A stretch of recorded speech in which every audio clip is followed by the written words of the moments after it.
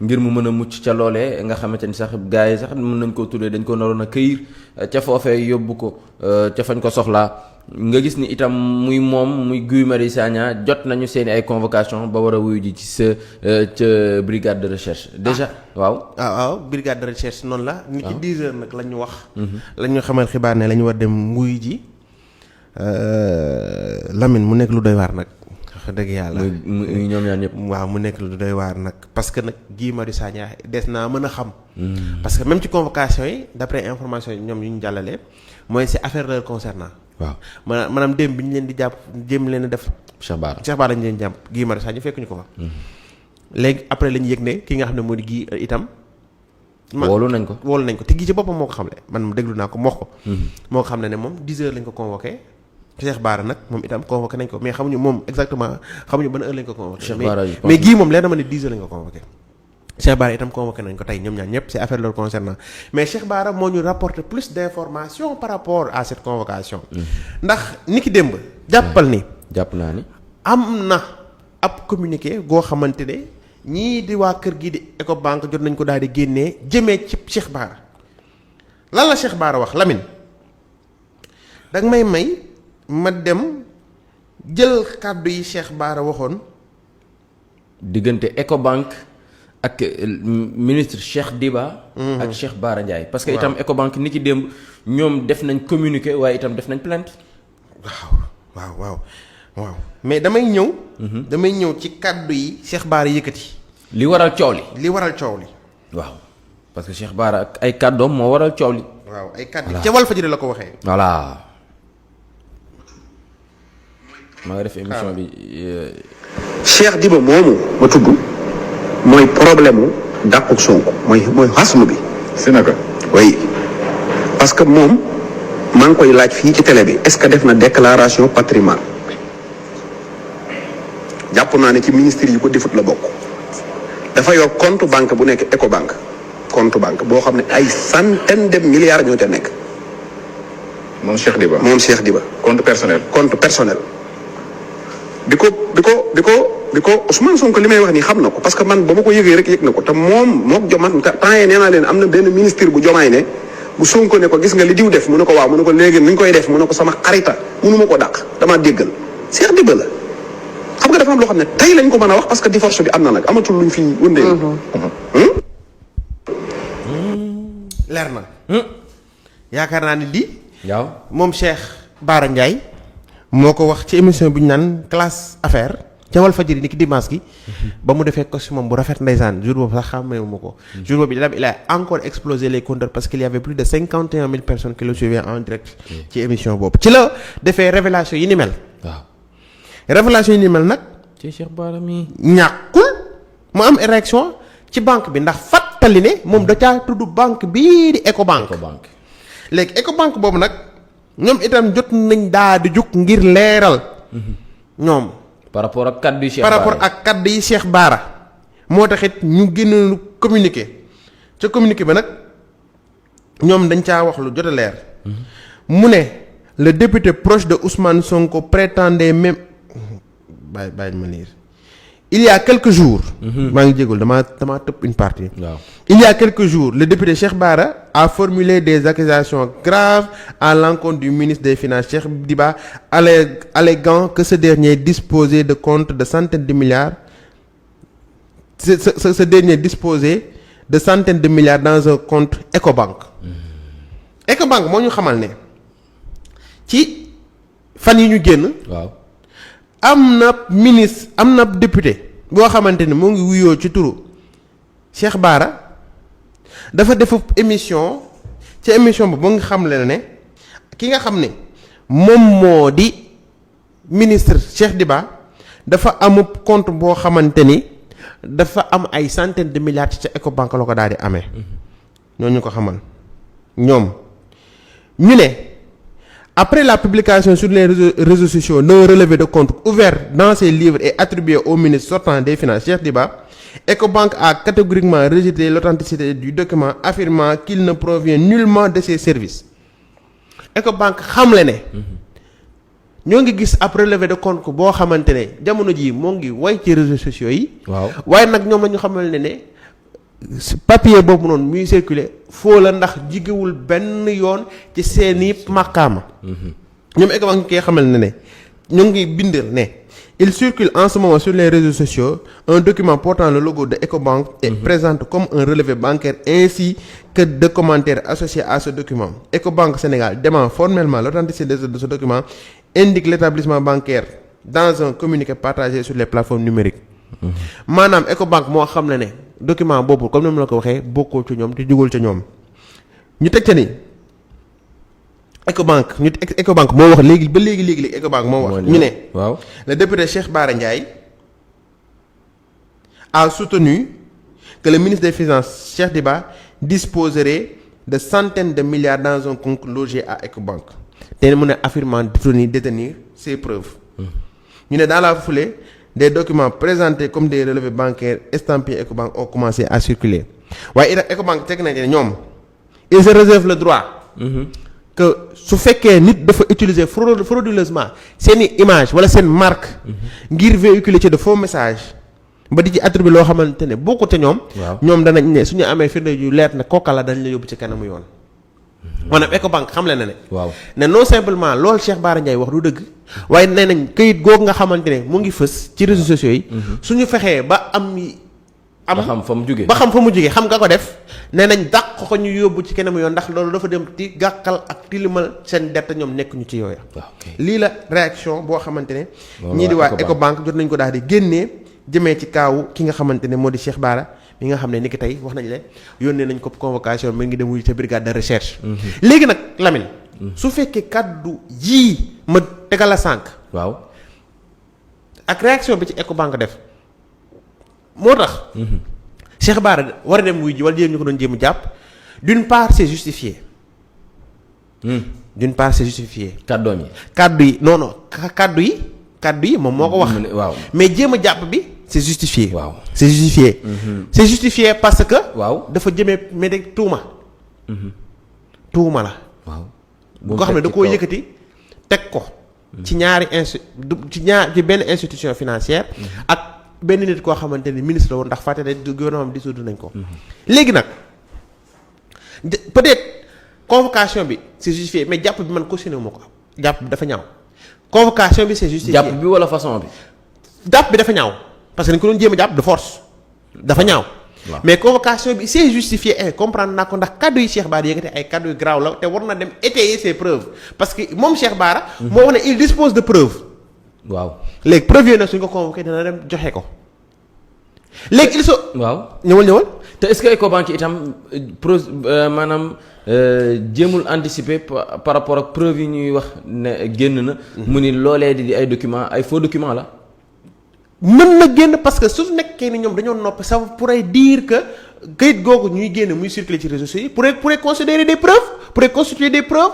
te su boobaa est-ce que ñoom suñu leen woowee en cas d'expertise danañ ko mën a weddi duñ ko mën a weddi ñoom waa Ecobank donc am na luy olof di wax xawma xoddu ba balaa ngaa lakkale xoddeeku balaa ngaa lakkale mais effectivement loolu la ñuy def parce que suñu toogee seetaan ñuy jël document boobu muy circuler sur les réseaux sociaux sachant que c'est un faux document qui ne pourrait nullement être utilisé comme des preuves te ñoom ñu noppee waxuñu ca ça veut dire que ñoom ay complices lañ donc ça pourrait même tax ba ñu ubbi des enquêtes contre ñoom OFNAC dana dem seeti ndax OFNAC day xeex lépp lu jëm ci wàllum fraude guerre ak li nga xamante ne moom moo di blanchiment de capitaux c'est comprendre ak yeneen délit ak yeneen crime annexe moo tax Ecobank teel naa jóg mais je le dis que su nekkee c'est à travers ces informations que la ñu convoqué l'honorable Cheikh Bara c'est justifié maintenant nag Cheikh Bara a le devoir maintenant d'étayer ses propos avec des preuves concordantes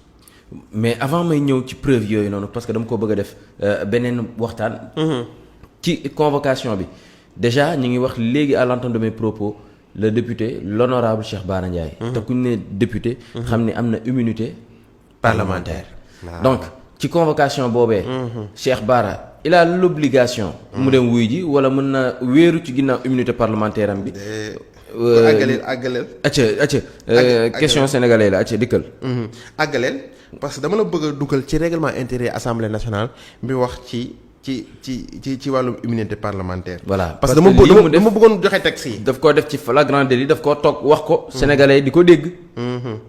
à travers une émission boo xamante ne ma ngi ko def dimanche. passé ca Walfadjri. mu def ko dimanche lundi mardi coow li am. mooy li image yi nga xamante ni moom la ñuy gis ni ki démb ñu naroon koo jël si fële ca buntu assemblée nationale ngir daal koy jébbal brigade de recherche bi nga xamante ni fa lañ ko woolu gannaaw loolu ca lañ ko jébbal itam convocation buy wane ni war naa wuy ji ca brigade de recherche comme aussi ku ci mel ni Guy Marius Sagna. waaye moom kaawam dafa spécial moom Cheikh Bara parce que itam. société boobu ñu naan Ecobank da caa dugal loxoom ndax moomee daa déposé ab plainte boo xamante ni rek day weddi te itam day laaj askan ñu daal di indi ay leeral par rapport ak kàddu yi nga xamante ni. non seulement Cheikh Bara indi na ko waaye document yi nga xam mi ngi. déjà merci à Sëñ Fallou parce que ni ki démb xamal nañ ñu ko ne li ñu yaakaaroon ne ministre Cheikh Diba dafa saisiroon procureur c'est faux Cheikh Diba musul porter plainte. dafa mel ni sax moom dafa off histoire bi. lijjanti ko jéemul xam. dafa toog ne yàcc na c'est sur instruction du procureur de la République attention. waaw. C'est sur instruction du procureur de la République que waa brigade de recherche agirait donc c'est pas une plainte boo xamante ni. Cheikh Diba moo ko def. te itam yëguñu ne Ecobank déposé nañ une plainte explicitement contre l'honorable Cheikh Bara dans ce cas mbir bi day nekk affaire civile. mais su fekkee ne c'est le procureur qui s'est autosaisi ça veut dire que ñi nga xamante ne ñoom ñoo di waa section de recherche dañuy dem agir directement. loolu maanaam immunité parlementaire ba du fa dugg ndax Cheikh Bara dafa wax. dafa wax ci télé ñi ñuy gis loolu la ñuy wax flagrant délit léegi su ma xoolee. waaw en me référant bien sûr ci loi organique bu 2025 11 du 18 août 2025. ba nga xam ne moom moo abrogé la njëkkoon jëmee ci wàllu immunité parlementaire. dañ caa wax ne toute personne citée par voie d'huissier y compris un député est désormais dans l'obligation de se présenter. te lii mi ngi nekk ci règlement intérieur u assemblée nationale bi tënk Cheikh Bara Ndiaye waaw mais daa am lu ko jiitu. mooy lan. daa am lu ko jiitu. li ko jiitu dafa wax ci commission d'enquête parlementaire dafa wax itam ci lay undu convocation député. day wax convocation député. mais dafa am contexte yu bari yoo xamante ni moo wër li ni mel. bokk na ci ñu ne. képp koo xamante ne. waaw dañ la jàpp ci flagrant délit. flagrant délit mooy jaxran. waaw soxlawul main dans le sac. soxlawul enquête. nga wax. nga def. waaw nga jël ñu teg ci sa bët. maanaam nga wax mooy nga wax ci télé wala ci rajo. nga jël ci kanamu ñëpp. nga gis ni nga koy def sax. nga def plutôt ñëpp gis ne nañ dans ce cas aajuwul ñi nga xamante ne ñoo la soxla ci wàllum yoon dem saisir bureau assemblée nationale pour enquête parlementaire pour levée de l'immunité parlementaire ndax booba loolu dafay dugg dans le cadre des actes yoo xamante dañ koy considérer comme flagrant délit danaa sa flagrant délit xam nañ la nga def mais su fekkee ne waaw rapport la boo xamante dañ ko def ñu soxla ci woola ndax dafa am loo xam ne nañ ñu njott res ne moom nga def te ñu war la caa laaj wala ñu njott ne dangaa def benn délit wala crime goo xamante ne gisuñu ko. te dañ ko teg njort maanaam. dañoo njott maanaam nit moo yëkkati kàddu jëmee ci yow ñu soxla laaj dans ce cas forcément justice dafay saisir le bureau de l'Assemblée nationale ngir ñu xam ba xam kii di député bi lañ koy tuddal nii moo ko def am lu def jurisprudence ki nga xamante ne moo nekkoon nu mu tudd sax waay. kan Sitor Ndour jurisprudence Sitor Ndour. est-ce que yaa ngi comprendre. waaw maanaam moom bañ koy jàpp ci wàllum viol dañoo dem daal di lever immunité parlementaire am. wala du moom non xaaral. je pense bien que noonu la fa demee. waaw dañoo dem lever immunité non wala du Sitor Ndour maa ngi jégalu de su nekkee je me trompe de la personne maa ngi jégalu mais am na ci député boo xam ne ci jamonoy Macky Sall la. moom ci mbir yooyu lañ ko toppee dañoo dem lever immunité parlementaire directement bokkut ak Ousmane Sonko mais même su dee on peut aussi prendre l'exemple du cas kii. mais bi gën a jege sax Farba. cas de Farba dañoo parce que dañ ko cité ci rapport mais koo xam ne dañu ko accusé. xam nga Farba rapport la mais am na ñoo xam ne dañ leen a accusé. maanaam Moustapha Diop. waaw Moustapha Diop par exemple Moustapha Diop ba léegi sax mën nañu wax ne rapport la mais am na ñoo xam ne dañu leen accusé maanaam affaire civile la boo xam ne nit dafa accusé diw dañuy dem lever immunité parlementaire mu ngi kooku dem wuyu. c'est pas aussi le cas des députés yi nga xam ne leen jàppe woon trafic de visa parce que ñooñu itam comme di enquête moo lawal ba toll ci ñoom mais ñii ay accusation lañ maanaam képp koo xam ne dañu la accusé moo xam da nga def wala defoo dans ce cas dañuy ne ñoo sa mbalaanu kiiraay jébbal la yoon ngir mu def la ca war bokkul donc Cheikh Bara n'entre pas dans ces cadres donc ki nga xam ne moo di justice amut obligation wu saisir le bureau de l'Assemblée pour ñaan ñu lever immunité parlementaire ndax ñoom la ñuy def dafa dugg dans le cadre des flagrants délits concernant Cheikh Bara bien sûr su nekkee kàddu yi mu yëkkati moo tax te ñun njottes nañu kàddu yii moo tax ndax moom ci boppam xam la na ko à travers benn post ci page Facebook am am na solo bu baax a baax. waaw maintenant nag lan moo war a nekk suite bi ni ki tey Cheikh Bara xamuñu ban heure lañ ko convoqué man personnellement xamuma ban heure lañ ko convoqué man heure bi ñu convoqué Guy Marius Sagna laa xam moo di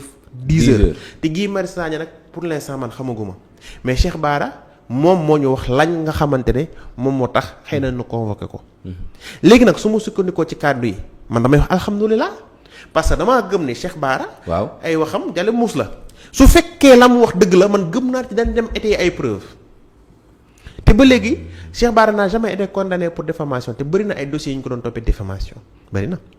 waaw te des fay porte na plainte dem ba ci digg ba retiré wu. may mën a ndur fay. dem na ci digg ba retiré wu. maanaam waxi Cheikh Bara Diallo muus la kooku wax rek da nga gis. léegi nag ça nous fera un plaisir pour ñu xam ndax effectivement lañ doon wax dëgg la am du dëgg ndax gouvernement dafa am ministre yoo xamante ne dañuy def lu ne weng ñu leen di protéger rawatina koo xam ne mooy suñu ay finance ñu jàppee woon ko nit ku jub nag ñu jàppee woon nit ku dëggu. ñu jàppee koo xamante ne il détient les solutions pour sortir le Sénégal de cette crise ba ñenn yi sax doon wax naan Ousmane Sonko su fi jógee il est le mieux placé. waaw pour gérer poste primature. moom Cheikh Bara moo ñu xamal ne kooku jub gi ñu njort ci moom dëggu gi ñu njort ci moom weex tàll gi ñu njort ci moom amul. te moom sax li ñuy wax nii dafa am compte bancaire boo xam ne ay centaine de milliards moo ci nekk te compte banque Ecobank Cheikh Bara na ma ko waxee nee na Sonko yëg na ko. te moom moo fa njëkkoon njort lool ba mu njortee ba mu waxee loolu sax njort ne si ñeneen la nekk noonu Cheikh Diba nekk moom Cheikh Diba lay wax mu confirmer ko encore une fois Cheikh Bara ne s'est pas ki nga xam ne moo di Cheikh Diba il ne s'est pas prononcé sur ces mots dafa noppi continuer liggéeyam mais c'est la justice qui s'est autosaisie pour que mbir mi leer te pour man koo xamante ne da nga nekk ay ministre ñu jox la ay nga yor ay centaines de milliards moom mu ne ki fi nekkoon Elimane Diédhiou yëg na ko xëy na suñu demee ba ci digg bi Ousmane Sonko dañ ko woo comme témoin ndax effectivement Cheikh Bara da koo cité ndax yëgoon na leen xew su demee nag su boobaa Ousmane Sonko dana wax effectivement dëgg la am du dëgg ndax moom yëgoon na leen xew ndax compte bancaire boobu ñu doon wax existé na am existé wul parce que tamit Lamine am na loo xam ne dañ koy xeex mooy lan dañuy xeex enrichissement illicite nan la Cheikh Diba nag il n'est pas pauvre il faut le dire parce que Cheikh Diba c'était un inspecteur principal des impôts laata muy gravir les échelons ba nekkoon directeur de la programmation budgétaire ca jamono jafam Mamadou Moustapha ba nekkoon donc c'est pas un pauvre pour dire vrai donc su nekkee koppar war na caa mën a yor akus lëf mais ndax war na caa yor des centaines de milliards de sa noonu leer léegi nag su fekkee loolu ay accusation simple la sans preuve su boobaa justice dana rëkk ndigg ka nga xamante ne moom moo di Cheikh Bara Ndiaye mais su fekkee ne la mu wax dëgg la effectivement Ousmane Sonko pourra lui servir de témoin dans ce cas Cheikh Diba il nous doit des explications ndax lañ ñenn ñi doon ko tilimala ca det caché ba ñu ne moom moo nekkoon directeur de la programmation budgétaire bi nga xam ne c'est un poste assez spécial parce que bépp budget boo xam ne dañ koy def programmation yépp ci loxoom lay jaar ministère par ministère am na ñoo xam ne itam dañuy liggéey ci turam nekk ca direction du budget ñu leen di wax des chargés de programme te ministère bu ci nekk am des chargés de programme te ñu bari ñenn ñi fa laa war a xam naa leen man personnellement si des chargés de programme ñu nekk ci ministère ñenn ñi xam naa leen ñu xam nan la ñuy ordonner finance budget yi xam nañuy defee des dépenses budgétaires yow mi nga xam ne yaa nekk ci direction ba ñu takkal la ni tu as un compte bancaire avec des centaines de milliards mon cher non simplement di nga ñoo jox compte bi mais yow itam foog ñu xool yow sax xaalis gi nga am foo ko jëlee. ndax dette cachée bu ñuy wax jëm nañ laa sanga ba nga set. waaw mais munoo set à 100% ndax munoo nekk direction de la programmation budgétaire bor bi demel am fi te yëgoo ko wala bokkoo ci ñi ko liggéey. da nga doon liggéey directement ak ki yoroon gafa kay réew mi. dañu waxante dëgg nag. en tout cas. dans ce cas. waaw dans ce cas si c'est avéré. oui. à mon cher Cheikh Diba il nous devra des explications.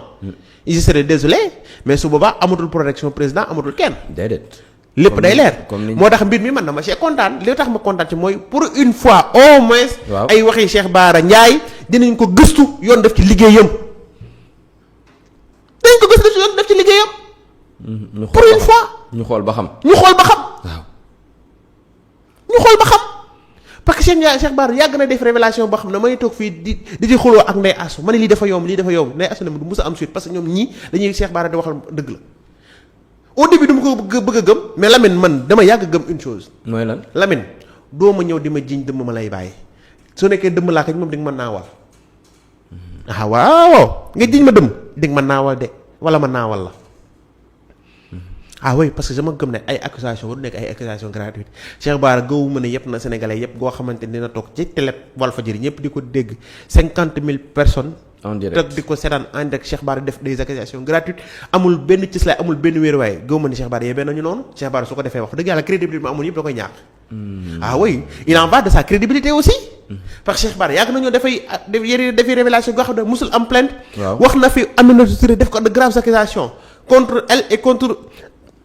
ay jege ñaaleem ñoo xam ne dañoo jàpp ne dañoo nekk gasal kamb le premier ministre Ousmane Sonko gasal kamb boobu sax est-ce que duñ ko ñàkk gëmul woon duñ ko gëm ndax jamono ji Ousmane Sonko daax nañ ko la Cheikh Bara waxoon d'une part dañ koy gëm à 100% ndax su nekkoon ay pexe kese la pexe nañ ba mu jógee ci primature léegi nag def na révélation par rapport à ce compte là pour une fois justice dugg na ci mbir mi procureur autosaisir nañ inchallah suñ ca arrièreul suñu arrière nag justice sañul arrière si dossier bi dafay am suite. justice daa sañu arrière. bien sûr day am suite. wat naa ko ci yàlla ne suñ demee ñu ne Cheikh Bara dañ ko convoqué dossier classé sans suite Cheikh Bara li mu wax mooy dëgg. mais bien sûr. Non mais bien sûr parce que Cheikh Bara mënul taxaw na attends. parce que non dans ce cas. dans ce cas ouverture d'enquête parlementaire dina am force. mbir mi 3 camps la loo ci xamul. muy banque bi. waaw Cheikh Bara. waaw Cheikh Diba. mais Cheikh Diba dafa na Cheikh Diba dama koy génn xam nga dama koy génne. damay génne Cheikh Diba dugal procureur. li tax Cheikh Diba doo ko génne mooy crédibilité Cheikh Diba moo nekk en jeu jamono ji. d'une part. waaw mais xam nga lu tax man Cheikh Diba man du ma ko tudd parce que Cheikh Diba bi waroon jël affaire bi porté ko devant la justice defu ko. peut-être defagu ko defu ko soo ko defee woon doo xam procureur autosaisir le procureur c'est autosaisir Lamine. mais ba tey Cheikh Diba mën naa génn suba wala ginnaaw suba. du ko def. parce que xam nga sooy def dara da nga koy def ca tàng ba. pour man nit dara. démission bi dimanche la am Lamine. dimanche ci guddi ñu xëy lundi xëy mardi mbir mi soo ko am Cheikh Diba su waroon réagir démb laata mbir mi di xew laata ñuy dem jàpp wala ñu jéem a dem jàpp Cheikh kii ci la moom ci lay saisir ay avocat am dem déposer une plainte mais il ne l'a pas fait il a préféré rester silencieux par rapport à cela. xëy na dafa jàpp ne mbir mi waxee kasa kasa loo xam ne. waa ji yàgg na waxati na rek. foofu lay yem mais non procureur na ko non cette fois-ci dafa yem. te je salue le courage du procureur par rapport à l'autosaisine donte ne ñaawlu naa façon jàpp ba aussi parce que gëm naa ne li ñu mujjee suñ ko njëkkantaloon mooy gën dans ce cas Cheikh Bara dana gën a préparer dana gën a armé wu sax de ses preuves yi nga xam ne moom wax na déterminé na ko dans ce dossier nga dem jébal ko justice dans ce cas Cheikh ki nga xam ne mooy Cheikh Diba il nous devra des explications pour une fois au moins Cheikh Bara ñu doit des explications. waaw. parce que dama gëm ne su ñu weesoo lool kon Cheikh ki nga xam ne mooy Cheikh Bara dañu ko war a jël fal ko mu nekk directeur OFNAC wala fal ko mu am benn poste responsable au niveau de la justice. parce que lu xor ak lu xóor ak li ñaaw ci réew mi yëpp Cheikh Bara moo jël information di ko xamle. c'est vrai que Cheikh Bara il détient des informations dont la justice même ne détient pas kon kooku dañ ko war a gën a responsabiliser. moom Cheikh Bara. mais bien sûr. Oui mais su fekkee ne moom ba laata rapport yi di génn sax moom mooy xëy wax li xew ci réew mi. c'est lui qui détient les informations cruciaux c'est lui qui détient mbuxum ak luubal yi nga xamante ne moo ngi am ci réew mi dañu ñu ne ñi nga xamante ne ñoom la ñu wóolu ba tëg leen ci réew mi ñoo koy def moom moo koy génn di ko xamle. justice yëngatuwul est-ce que duñu effacer ña nekk foofu noonu ñu teg fa Cheikh Bara Ndiaye. ñooñu est-ce que itam seen responsabilité ñuy génn di wax. pas ñu gën di wax mais nit su waxee yow nga génn mais tamit Lamine wax na la Cheikh Bara du n'importe qui Lamine du man du yow li Cheikh Bara di wax Cheikh Bara il a plus d'audience que nous. te Cheikh Bara li muy wax du ko làkkatu day taxaw ci kanamu télé jaxran ñëpp di dégg ñëpp di seetaan mu wax la muy wax te du ci reculer yotaa te du am démenti du am dara dañu waxante dëgg nag. Cheikh Bara yebul sénégalais yëpp goo xamante ne dina taxaw di def des accusations gratuites à l'encontre d'un ministre de la République ou d'un ancien ministre de la République comme ça. accusé bu banque ñoom ñu toog di ko seetaan mais kam nañu waxante dëgg. en tout cas man banque ba man sax je m'attendais à banque ba lancer aussi une plainte directe banque ba defu ko ñoom ils ont fait juste un communiqué de démenti sans pour autant proférer wala yëgale nañuy déposer plainte parce que ça serait une autre affaire. tey su fekkoon ne procureur autosaisirul dañuy naax sax dans ce cas Cheikh Bara Ndiaye aura raison parce que sa taxaat wax naan ba ma waxee loolu ci Cheikh Bara dégg ngeen ma plainte ma. yàgg naa kan mooy mën a weddi ay kàddoom kenn. te man gëm naa ne Lamine mu nekk yow mu nekk man comme ne ko waxee soo ma jiiñee dëmm di nga ma naawal wala ma naawal la lépp loo xam ne danga moo ko jiiñ. te man ma xam ne du dëgg. dinaa la yóbbu fa mbaxana doone benn ñu rek la ko danga ma wax nii li nga ma waxal foo ko jëlee yan preuve nga ci am wala su boobaa yoon dinañu àttee nga raxas sama der moom set wi ñëpp xam ne la nga doon wax lu dëgg. en tout cas fa mbaxana doone benn la ñu woo Cheikh Bara mu war a wuy ji waaye itam ku mel ni Guy Marius Sagna itam war na wuy ji rek ni ki 10h gi fële ca brigade de recherche loolee nag lu wundu ab convocation am loolee ba tey mëne su ko définir waaye nag danañ ci xam dara fii ak tuuti moom bu demee ba wuy ji ca kanam yoon rek ca kanam enquêteurs yi lañ fa ca baat ak tontu. ya nga xamante ni